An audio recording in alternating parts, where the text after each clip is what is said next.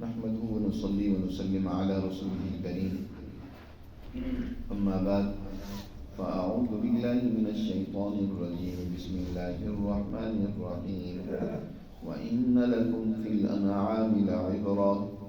نسقيكم مما في بطونها ولكم فيها منافع كثيرة ومنها تأكلون وعليها وعلى الفلك تحملون صدق اللہ العظیم۔ یہ سورۃ المؤمنون کے پہلی رکوع کی آخری دو آیات ہیں۔ سورۃ المؤمنون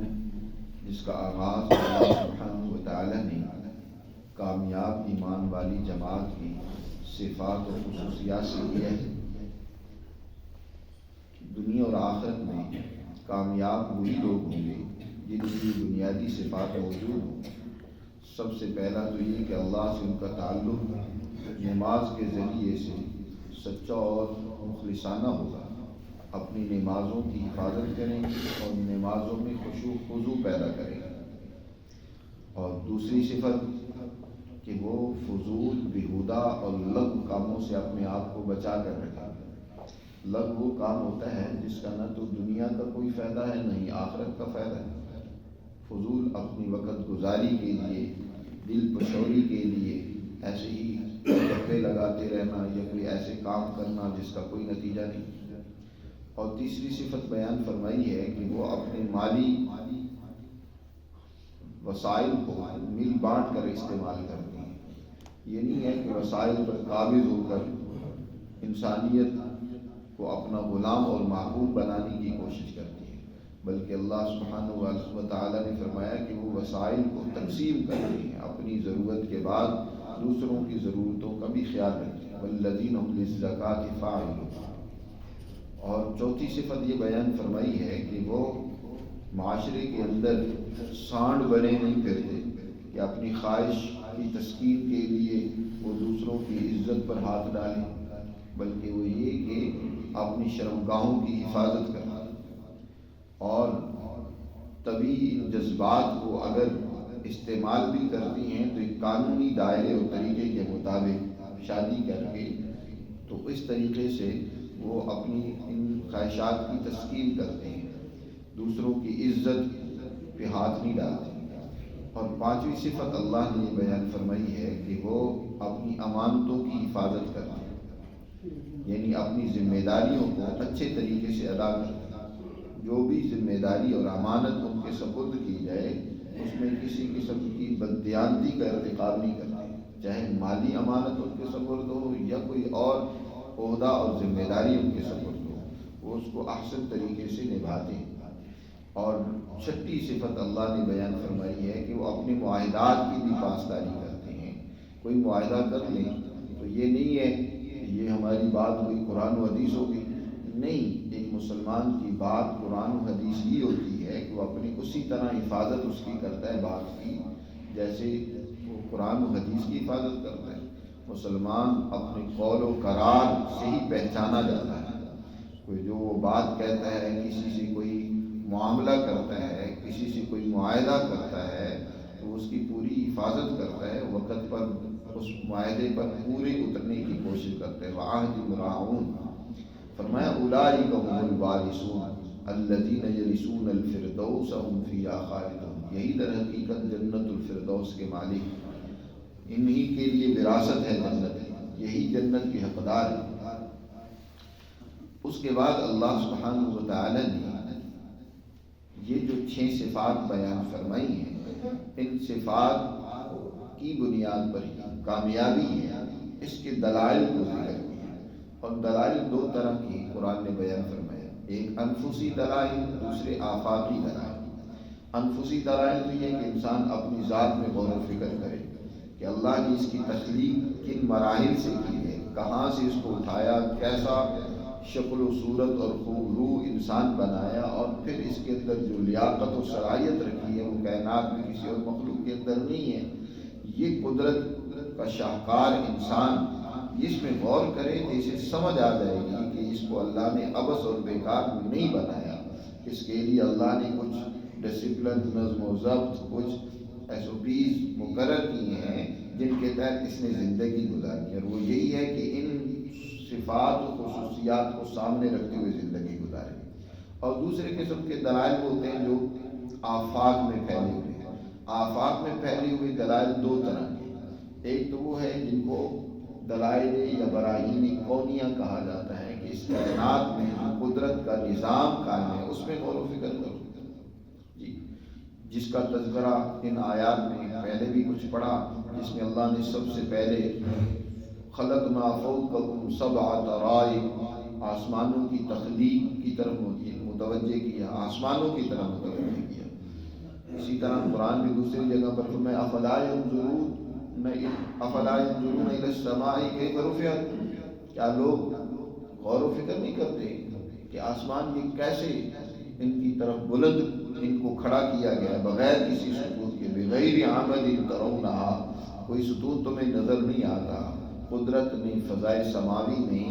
یہ آسمان تہ بتہ 7 آسمان بنائے، یہ سیارے بنائے، ان کی طرف متوجہ کیا، اور فرمایا یہ بھی ایک مقصد کے تحت بنائے گئے ہیں، ایسے نہیں ہے کہ بلا مقصد ان کو اللہ نے ایسے کھیلتے کھیلتے بنا دیا۔ وما كنا عن الخلق غافلین۔ اور پھر اس طرح انسان کی ضروریات کے لیے پانی کا نزول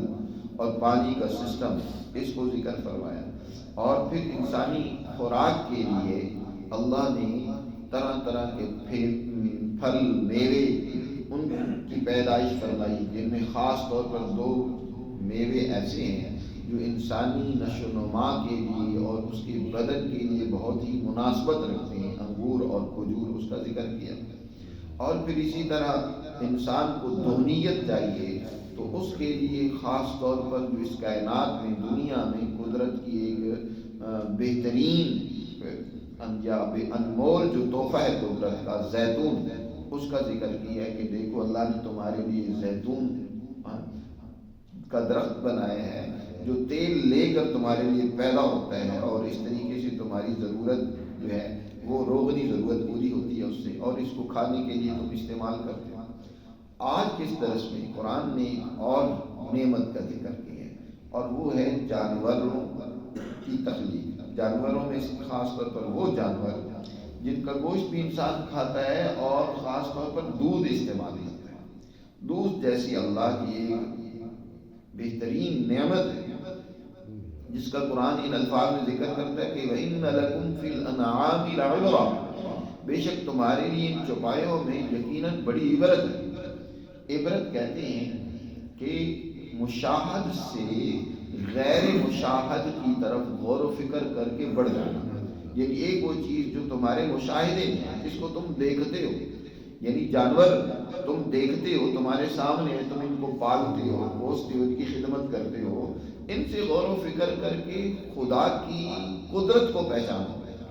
خدا کی خدائی کو پہچانو کہ کیسے اللہ سبحانہ و تعالی نے نسقیکم مما فی بطونہا، تمہیں پلایا ہے ان جانوروں میں سے، ان کے پیٹوں کے اندر سے نکال کر کیا دودھ خالص تمہیں پلایا ہے۔ نسقیکم مما فی بطونہا، ان کے پیٹوں سے اللہ تعالیٰ نکالتا ہے کہ دیکھو۔ دوسری جگہ میں قرآن نے کہا من بین دم و فرس لبنا خالصا سائغا للشاربین، کہ اللہ سبحانہ و تعالیٰ کس طریقے سے دم اور فرس کے درمیان سے، کہ جانور کے اندر کیا خون ہے، خون بھرا ہوا ہے، گوبر بھرا ہوا ہے، تو گوبر اور خون کے درمیان سے کیسے اس نے لبنا خالصا سائغا للشاربین، بہترین دودھ مشروب کی نہریں اس نے بہا دی ہیں تمہارے لیے۔ یہ قدرت کی دیکھو کیسی تخلیق ہے، قدرت کا کیسا انعام ہے کہ اس نے تمہارے لیے ان چوپایوں کے پیٹ کے اندر دودھ جاری کیا اور پیدا کیا۔ اور وَلَكُمْ فِيهَا مَنَافِعُ كَثِيرَةٌ، اور مزید ان چوپایوں میں تمہارے لیے بہت زیادہ اور بھی فوائد ہیں۔ مثلا ان میں سے ایک تو یہ ہے کہ وَمِنْهَا تَأْكُلُونَ، کچھ چوپائے ایسے ہیں کہ جن کا گوشت تم کھاتے ہو، کچھ ایسے ہیں جو بار برداری کے لیے استعمال کرتے ہو، کچھ چوپائے ایسے ہیں جن کی کھالوں سے تم اپنے لیے لباس بناتے ہو، جوتے بناتے ہو، اور اسی طرح کوٹ وغیرہ اور نہ معلوم کیا کچھ چیزیں تم بناتے ہو۔ وَعَلَيْهَا وَعَلَى الْفُلْكِ تُحْمَلُونَ، ان چوپایوں پر خود بھی سواری کرتے ہو، اور اسی طرح قدرت نے تمہاری سواری کے لیے جہاز بنا دی جی، بڑے بڑے جہاز، سمندری جہاز، بحری جہاز جی، وہ بھی اللہ نے کشتیاں اور جہاز اللہ نے تمہارے لیے بنائے، اور ان کے اوپر تم اپنا سامان بھی ایک ملک سے دوسرے ملک میں لے جاتے ہو، خود بھی ان پر سفر کرتے ہو۔ یہ دیکھو قدرت کی بڑی تم پر مہربانی و عنایت ہے، اس میں تمہارے لیے بڑی عبرت ہے، اس سے تم اپنے مالک کو پہچان سکتے ہو۔ تو اللہ نے یہاں چوپایوں کے اندر جو انسان کے لیے غذائی فوائد رکھے ہیں، خوراک کے حوالے سے اور دودھ کی صورت میں، اور اسی طرح ان پر بار برداری اور سواری کی صورت میں، اللہ نے اس کو یہاں ذکر کر کے انسان کو اپنی ذات کی طرف متوجہ کی ہے کہ دیکھو ان میں غور و فکر کر کے تم اللہ تک پہنچو، اللہ کو پہچانو، اس کے بندے بنو۔ اللہ سبحانہ و تعالی ہمیں اپنی بندگی، اپنی معرفت نصیب فرمائے،